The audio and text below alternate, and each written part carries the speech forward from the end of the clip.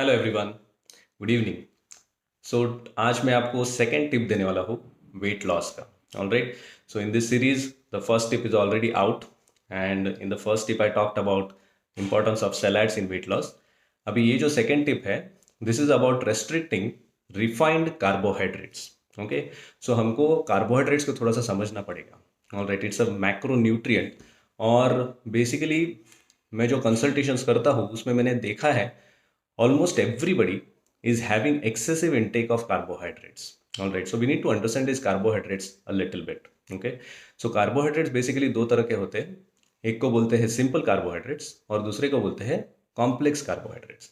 Simple carbohydrates are those which are usually refined carbohydrates. All right, so basically इसमें क्या होता है कि ये जब हम लोग खाते हैं तो हमारे बॉडी में शुगर लेवल्स इमीडिएटली बढ़ जाते हैं। it gives us sugar spike in our body. Whenever a sugar spike happens in our body, हमारे बॉडी में इंसुलिन हार्मोन रहता है, वो इमीडिएटली स्टिमुलेट हो जाता है और उसका भी स्पाइक हो जाता है, वो शूट अप हो जाता है immediately. Now that's a good thing. It will help the sugars to be used by the body as an energy source. Okay, but at the same time, insulin will also cause excessive fat deposition. इसीलिए जो लोग majority of the people who are having excessive carbohydrates in their diet, they will have weight gain over a period of time. All right, because insulin is persistently high and that is causing fat deposition. All right, so हम लोग carbohydrates को completely eliminate कर दे क्या diet से? Not at all.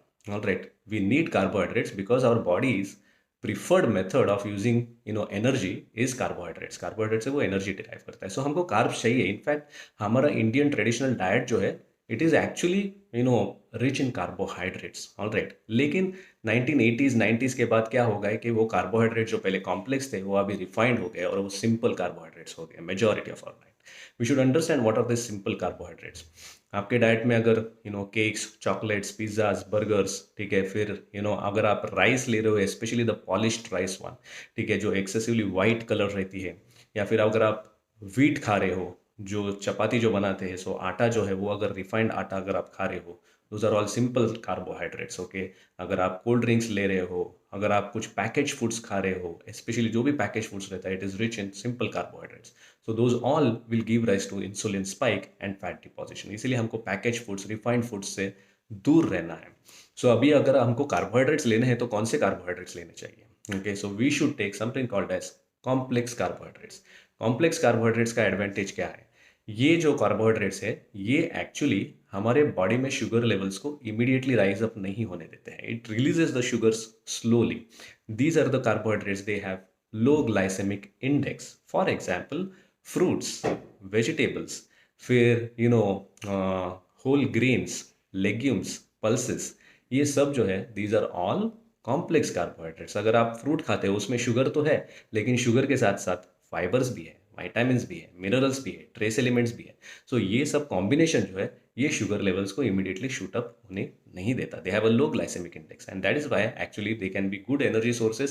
They will not give rise to insulin spike and that is how your body will not deposit more fats. So this is a tip for today. You don't need to have more refined carbs in your diet. You need to have more complex carbs in your diet.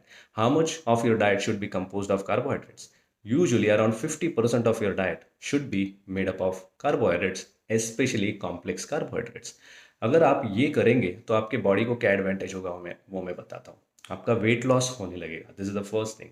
Second thing, आपके sugar levels control में आने लगेंगे. Okay, third thing, आपका जो cholesterol है वो कम होने लगेगा. एलडीएल कोलेस्ट्रॉल कम हो जाएगा, एचडीएल कोलेस्ट्रॉल बढ़ जाएगा, ट्राइग्लिसराइड्स भी कम हो जाएगा, और उसकी वजह से आपका ब्लड प्रेशर ड्रॉप होगा. हार्ट अटैक्स वगैरह जो है, जो अदर कॉम्प्लिकेशन है हाई कोलेस्ट्रॉल के, वो होने के चांसेस आपके कम हो जाएंगे. Okay, so these are the some of the advantages of eating complex carbohydrates and restricting them to 50% of the diet. That will help you a lot. All right, I hope this video has helped you. Thank you very much for listening. Stay tuned.